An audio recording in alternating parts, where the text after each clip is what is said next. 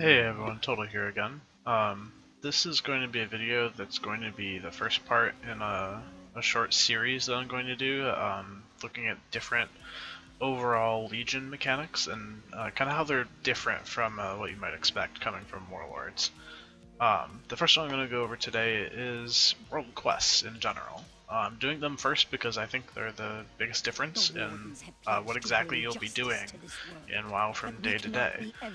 World Quests are their new form of daily quests, but it's a bit of an injustice to call them daily quests as well, because they're actually very different. Um, uh, the thing with world quests is that instead of like going to an area and you pick up a couple quests and you go somewhere and they tell you to do something, there are quests everywhere. Like, literally everywhere. Because everything in Legion scales up to 110. All of the mobs and everything, so there's just world quests everywhere. Like, you know, you don't pick them up or turn them in or anything. They're just like bonus objectives where you wander into an area and there's a quest here. And you do them and you get a reward. They all reward kind of some different things. Like, we got a gold one over here. This one gives artifact power for upgrading your artifact weapon. This is a pet battle one, which gives pet charms. More artifact power, order resources, which power your order hall, which that'll be another video because that's a bit of a complicated subject. Order resources. Let's find a gear one. Yeah, this one's to do a dungeon, gives a piece of gear. So yeah, there's all these different world quests. They give a bunch of different things, and they kind of rotate about every 6 hours. Some new ones will pop up. You can see like this one has 4 hours left on it. When it goes away, that quest will be gone. This one has like 16 hours. This one's 22 hours. So they pop up at kind of different times throughout the day. It's not like every single day. You know, you'll have a group for the entire day. You'll just get different ones throughout the day, and then some of these dungeon ones will last like several days, or there's usually a world quest one, or not a world boss one, that lasts for an entire week. This is Monday that I'm recording this on, so it's only 16 hours left on this one. But you can tell they also have some different markings, like this world boss one is purple, has a big giant dragon and everything. It means it's really hard. It takes like 10 people at least to do it. This is a PvP world quest. It has these like cross swords and everything. And you do get honor for doing those. This is a dungeon world quest. It has like the dungeon portal icon. You can see the pet battle icon for the pet battle quests. And then all these like normal ones are just like regular solo quests. There's one here that's just, it looks like a solo one with a gold dragon. It's because it's just an elite quest. You can do it with like 2 or 3 people, or you can solo it if you're geared enough. This is a boss that's designed for like 3 or 4 people to kill, stuff like that. So there's just different world quests everywhere.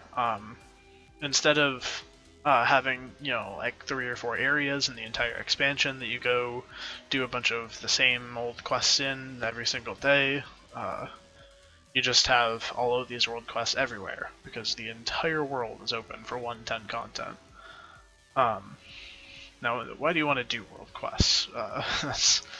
That's the $1 million question, isn't it? Because, okay, that's nice that there's all this stuff here, but you're not just going to do them for fun, obviously, because they do get a little repetitive, not very, but they're not the most exciting things in the world. There's no story attached to them or anything. You go to a place, you kill a dude. Occasionally you'll have someone pop up and give you some blurb about what's going on there, but really, they're kind of like the bonus objectives, the Apexis Assault things from Warlords of Draenor, in that they're kind of stuff to do. It's more gameplay over story. So if they're just stuff, then you should just be getting stuff. So what are the rewards? So we've got gear. You can see this is an 835 piece. That is slightly lower than Mythic Dungeon item level, which is 840. This is also the same item level as looking for raid gear. And the item level from these world quests, they scale up with your item level. So like, when you only, when you first hit 110, you only get 805 gear. You don't get 835 gear right away, but they're kind of an alternative method to gear up through solo stuff instead of having to group to get any kind of gear whatsoever. We have our standard gold somewhere. Gold? No? That's a Blood of Sargeras, that's for crafting. Oh, not many gold ones. There's a gold one. So like 77 gold for going and killing 3 dudes. That's not bad. That's kind of a supplement because old dailies and Mop and Cataclysm and Wrath of the Lich King and everything, they would have like 15 gold per quest or something, and you'd end up doing like 10 of them or something. So you need to have the gold trickling in from somewhere because these other ones don't give gold; they just give whatever's listed. And these order resources, which they're very important, but again, more on that on a different time. Artifact power. World quests are a good source of artifact power. I'm not sure if they're the best. I think running heroic dungeons is still a bit better, or like PvPing or something, but they're still pretty good sources, especially because they're just solo. You can just do them whenever you want. Like this is 2000 for doing a, like a 3-man boss type thing. If I did a random heroic, I would get 1500 for the first one of the day. So, it's about the same. You also get artifact power from killing bosses in dungeons, so, they're kind of okay for that. But the main things that you can get from World Quest that you can't get anywhere else are the resources. So these order resources, you can only get them from World Quest. You don't get them from anywhere else. But you can also get rep from them, which is also something that you don't get anywhere else. So these are all these World Quests. They're tied to specific factions. You can see Twisted Souls, Court of Farondas. That means that it's tied to the Court of Farondas faction. You get rep for them. And this is Dreamweavers for Val'sharah. High Mountain is High Mountain Tribe.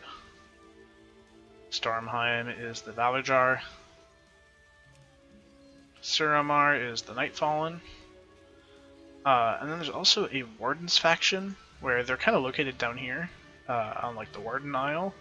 But they don't have a specific zone for their quests. Just some of the world quests will just be labeled the Wardens instead of whatever zone it's in. So like you would expect all the zones in Azsuna to be for Court of Farondas, except like this one pops up, says it's for the Wardens instead. So you get some rep for them as well. And they're also a bit different in that there isn't any quest from rep, or any rep from quests for the Wardens. So they're kind of only through world quests. And there's also a 7th category, which is Kirin Tor world quests. Those only show up on certain days, kind of rarely. They're a bit different. They're usually like a bit puzzly or involve some kind of vehicle or special mechanic or something. They're just kind of fun to spice it up instead of just normal, killing boars or whatever. And you'll know when they're gonna pop up because you'll get an emissary quest for them.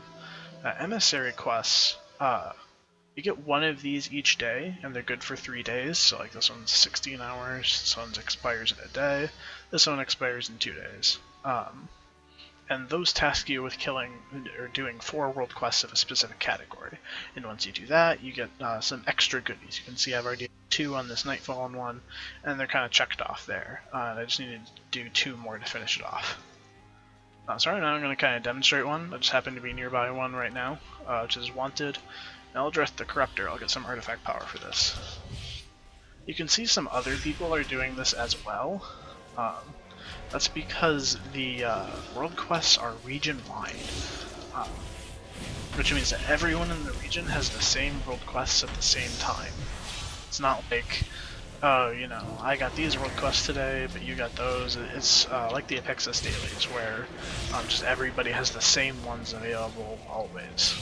So you don't have to worry about, walking into a dead area or something. It's just, you're always gonna have... I think it's pretty nice. This is normally a guy that is slightly difficult, but soloable.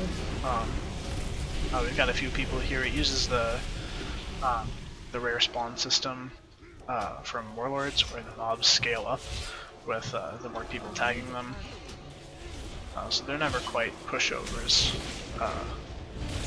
But it is an entire world quest where just killing a single guy, so they have to kind of balance that out so that make you kill, 10 or 15 dudes. An efficient kill. You can see it. Admirable. This was a Warden's world quest, so I got Warden's rep, I got Court of Ferondis rep, and I got my artifact power item. You can also tell I didn't have to go turn it in anywhere, it just finished, just like the bonus objectives do. And now I just need to do one more to finish my emissary quest. So we're gonna do a fun one. Just to show that there's different things than just killing mobs. A lot of the world quests are kind of emulations of one-time quests that you do at various points in the story. And so we'll kind of see one that's very similar. Yeah, so world quests they're the solo content of Legion. It's like anything that you would want to do that isn't a profession or some other mini game like pet battles or something, or group quests. You're basically going to end up doing world quests, and like your main goal is getting the emissary quests done, but then you can also just do like whichever ones give good rewards you want, or you can do even extra for if you're just after the rep.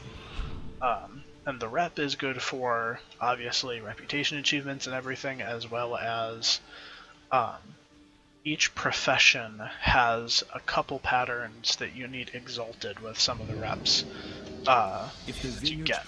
They're not like patterns on their own, but they're pattern upgrades that make the patterns that you already have take less resources. So sometimes you might want to work towards a specific one for that. Like for enchanters, you kind of want to get Court of Ferondis rep, I think. Like blacksmiths want the Valor Jar in Stormheim and everything. So this is just another world quest right here.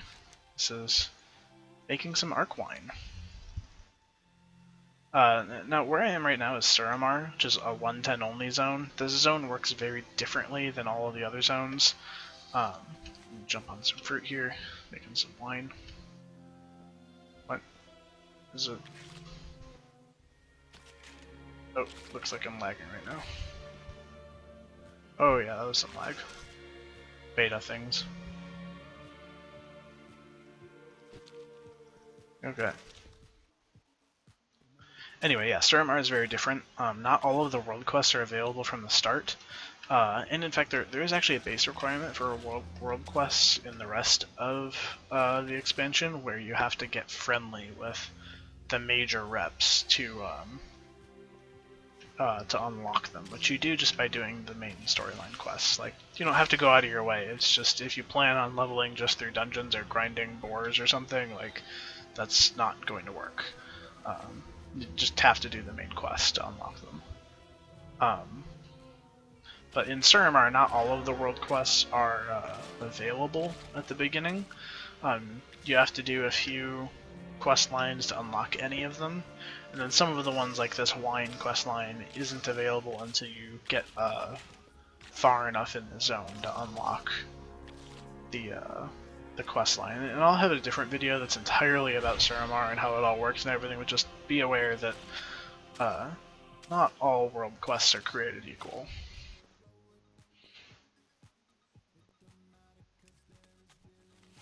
People that have been playing recognize this quest of mixing different stuff. Yeah, you can see, like, so this one was a Nightfallen world quest, so I got Nightfallen rep and I got Order resources. I'm going to use an item to teleport back. And so the Emissary world quests, you don't just auto-complete those. You can see I have 4 check marks, it's checked off and everything. You do have to turn those in at whoever the rep vendor is for that faction. So this is the Nightfallen one. I get a Nightfallen Horde. Be careful who you trust. Now I can open my chest. So I got a bunch of resources. I got I just realized I've been pointing at my chat to see what I got, and you guys can't see that. Oh well, whatever. let me move it. Oh, here we go. Okay, so resources, artifact power item. This is from the quest before. I got some rep. So I got 220 rep. I'm human, so it would normally be 200 for the Nightfall and Emissary quest. The other reps give 1500, not 200. Nightfall just works a little differently. But you typically get about 100 or 200 for most world quests. Again, Nightfall's a little different, so they get not as many for some of them. Let me see if I can find the other one that finished. Here it is. So like 75 rep with the Wardens, 150 for Court of Ferrandas, and the artifact power item.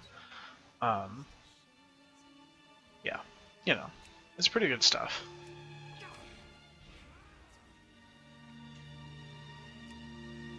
Oh, there we go. Let's put this back. Okay. So yeah, what I get from that, I got 735 resources and this artifact power item. And then you can see on the map, it says you'll receive another emissary quest tomorrow. And so that's kind of it. I can do more world quests if I want, get more resources, get more artifact power, get more rep. I could do these other 2 emissary quests. You know, I could do a dungeon one, get mythic gear from an extra piece of mythic gear from doing the mythic dungeon.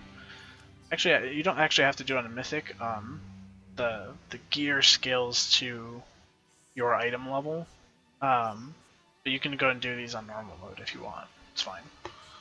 I could go do this world boss. I could PvP. You know, there's so many things to do. I think it's actually almost impossible to do all of the world quests every day. So you just kind of pick and choose what you want to do, and then you know, they're kind of relevant pretty much forever. So that's world quests in a nutshell. Hope you guys enjoy. Next video I think I'll be doing is explaining Suramar, because it's really weird. See you guys later.